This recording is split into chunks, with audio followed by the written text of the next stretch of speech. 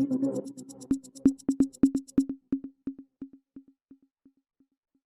वालेकुम नाजरीन, मेरा नाम मुदस्सर नवाज है और आप मेरा यूट्यूब चैनल देख रहे हैं।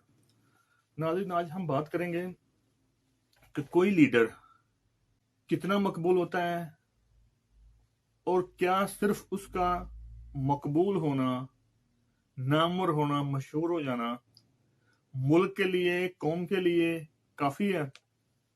नाजरीन, इसका जवाब यह है कि किसी भी लीडर का सिर्फ मकबूल होना, सिर्फ मशहूर हो जाना, नामवर हो जाना काफ़ी नहीं है।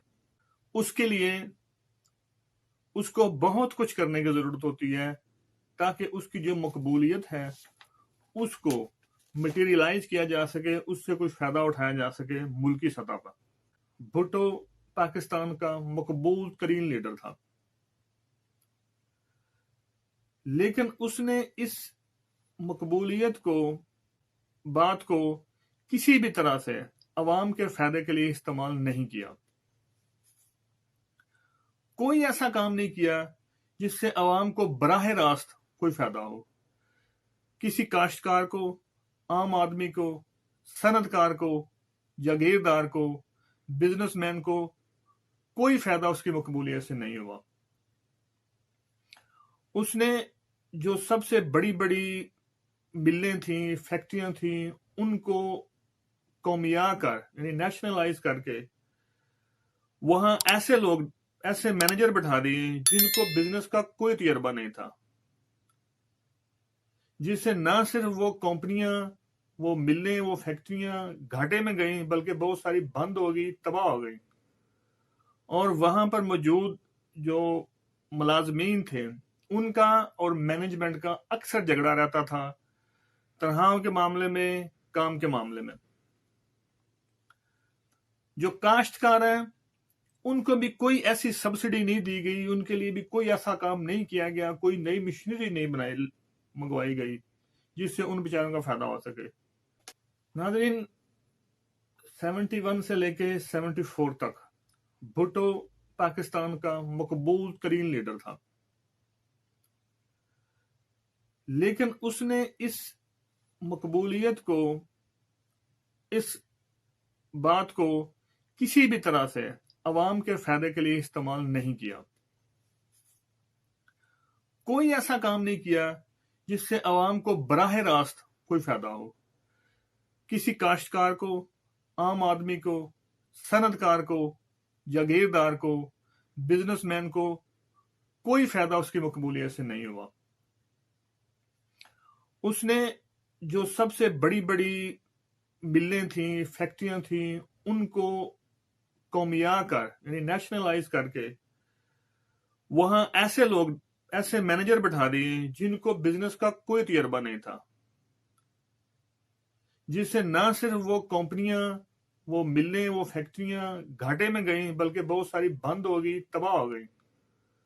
और वहां पर मौजूद जो मुलाजमीन थे उनका और मैनेजमेंट का अक्सर झगड़ा रहता था, तनख्वाहों के मामले में, काम के मामले में। जो काश्तकार हैं उनको भी कोई ऐसी सब्सिडी नहीं दी गई, उनके लिए भी कोई ऐसा काम नहीं किया गया, कोई नई मशीनरी नहीं मंगवाई गई जिससे उन बेचारों का फायदा हो सके। पाकिस्तान की आम आवाम, जिसने ये सोचा था कि अगर भुट्टो आएगा जो इतना मकबूल था तो हमारे लिए कुछ ना कुछ बेहतरी आएगी, लेकिन भुट्टो ने आम बंदे के लिए कुछ भी नहीं किया, बल्कि भुट्टो ने अपनी उस मकबूलियत के दौर में कुछ ऐसे काम किए जो बाद में उसकी अपनी मौत का सबब बने। मसलन उसने एक अपने एफएसएफ बनाई, फेडरल सिक्योरिटी फोर्स, जिसकी कोई जरूरत नहीं थी। उसके जरिए उसने लोगों को कैद किया, मरवाया, कत्ल किया, और फिर वही कत्ल उसके अपने गले में पड़े। उसी में नवाब अहमद रजा कसूरी के कत्ल में उसको सजाए मौत दे दी गई। 1997 में नवाज शरीफ इंतहाई मकबूल लीडर था, उसको 2/3 मेजॉरिटी मिली थी, हैवी मैंडेट मिला था, जिससे وہ ملک کے لیے بہت کچھ کر سکتا تھا، لیکن اس نے کیا کیا؟ اس نے سب سے پہلے 58(2) بھی ختم کی تاکہ سارے اختیارات اپنے پاس رکھ لی جائیں۔ پھر اس نے جناح جہانگیر کرامت کو نکال دیا،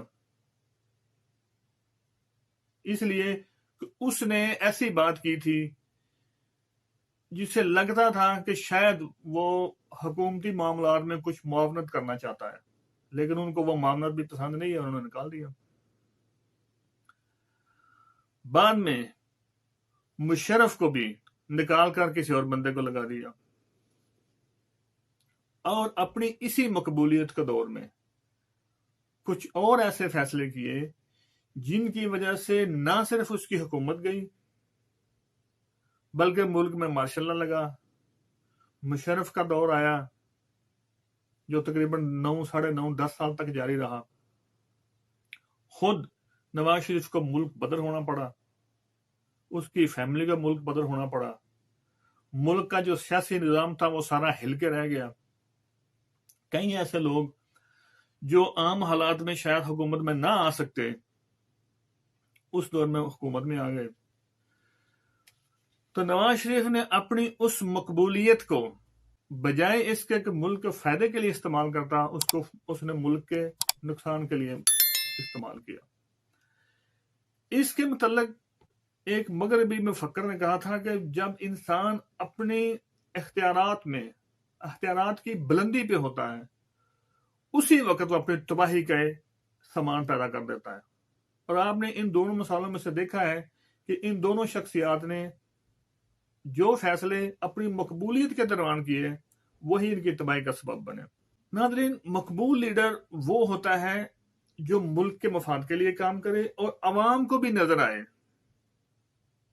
کہ ہاں یہ ہمارا مخلص ہے۔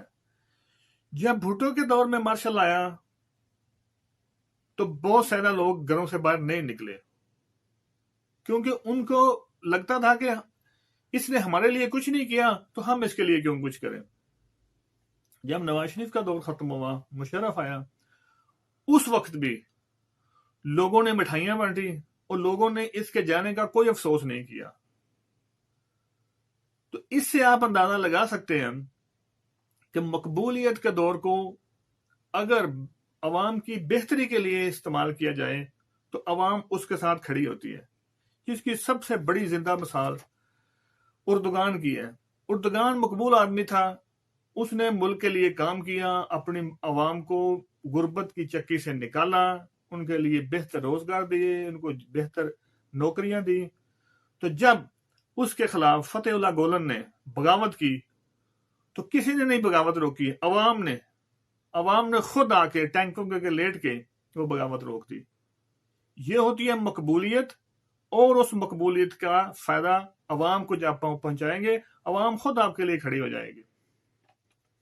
اب ناظرین، کسی بھی مقبول لیڈر کے لیے جب وہ مقبول ہو جاتا ہے تو اس کی ذمہ داریاں اور بڑھ جاتی ہیں۔ ویسے بھی کسی شخص کی، کسی لیڈر کی، کسی سیاستدان کی ذمہ داریاں بڑھ جاتی ہیں جب وہ سیاست میں جاتا ہے، لیکن مقبول لیڈر کی ذمہ داریاں اور بھی بڑھ جاتی ہیں۔ اس کی سب سے پہلی ذمہ داری یہ ہوتی ہے کہ اپنی مقبولیت کو عوام کے فائدے کے لیے استعمال کرے۔ اس کو استعمال کر کے اگر بیرون ملک سے کوئی سرمایہ کاری کروانی ہے تو کروائے، بہترین فیصلے کرے، اپنے نظام کی جتنی بھی خرابیاں ہیں وہ بہتر کرے، کیونکہ عوام تو پہلے سے ہی اس کے ساتھ ہے۔ اس کو اپنے فائدے کے لیے اس مقبولیت کو استعمال نہیں کرنا چاہیے، لیکن کیونکہ جن لوگوں نے اس کو یہ قبولیت دی ہے اس کو ان کے لیے کام کرنا چاہیے، کیونکہ آخر یہ مقبولیت ساری عوام کی وجہ سے ہی ہے، تو اس کا فائدہ عوام کو ملنا چاہیے۔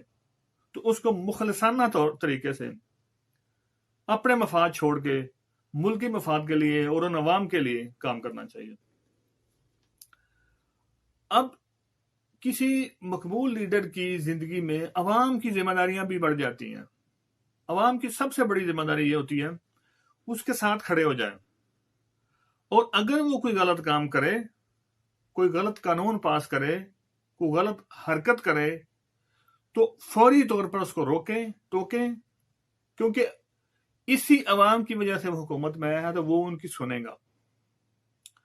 उसकी बददियानती, उसकी करबा परवरी या उसके ऐसे काम जिससे अवाम को नुकसान हो रहा हो, मुल्क को नुकसान हो रहा हो, मुल्क की सलामती को नुकसान हो रहा हो, उसके मुतल्लिक अवाम को खामोश नहीं रहना चाहिए, खड़े हो जाना चाहिए। ये नहीं है कि मकबूल हो गया तो बस छोड़ दिया, जो करे सो करे।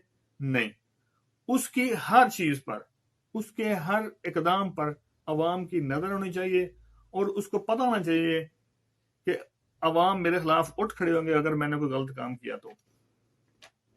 अगर अवाम और हुक्मरान इकट्ठे नहीं चलेंगे तो मुल्क तरक्की नहीं कर सकता। मिस्र में मुर्सी इंतहाई मकबूल लीडर था, लेकिन बदकिस्मती से जब उसको उतारा गया तो अवाम ने साथ नहीं दिया। दूसरी मिसाल, जहां अवाम और हुक्मरान इकट्ठे एक ही सतह पर चल रहे हैं, उसमें सबसे जो पहली बड़ी मिसाल है वो महातिर मोहम्मद की और उसकी अवाम की है। जितना जितना महातिर मोहम्मद मकबूल हुआ, अवाम उतनी उतनी उसके साथ लगी, उसको देखा। और आज देख लें कि मलेशिया कहां खड़ा है और हम कहां खड़े हैं। दूसरी मिसाल, उर्दगान, रजब तैयब उर्दगान और उसकी अवाम दोनों इकट्ठे चल रहे हैं, एक दूसरे की सुन रहे हैं, एक दूसरे की मान रहे हैं। और आज देखें तुर्की, जो कितने अरसे से गुर्बत में था, हमारी तरह उसके भी लोग बाकी ममालिक में जाके काम करते थे, आज तुर्की के लोग अपने मुल्क में काम करके फख्र महसूस करते हैं और वो तरक्की याफ्ता मुल्कों की सफ में शामिल होता जा रहा है। इसके साथ साथ बाकी इदारों को भी अवाम के और हुकूमत के साथ चलना चाहिए, जिसमें फौज है जो सबसे ज्यादा जरूरी है, फिर अदलिया है, फिर अफसरशाही है जो यानी कि जो ब्यूरोक्रेसी है। इन सब को अवाम के लिए हुकूमत का साथ देना चाहिए ताकि जो मुल्क है वो बेहतर तरीके से आगे बढ़ सके, मुल्क तरक्की कर सके। अगर मुल्क तरक्की करेगा तो बाकी जो लोग हैं, जो अवाम है, उनकी जिंदगियां भी आसान होंगी और जो उन्होंने ख्वाब देखा था किसी लीडर को मकबूल करने का, वो उनका ख्वाब शर्मिंदा ताबीर हो सकेगा। नाज़रीन, आज के लिए इतना ही। बहुत शुक्रिया। अपना ख्याल रखें, अपने गिरदोनवा का ख्याल रखें। अल्लाह हाफिज।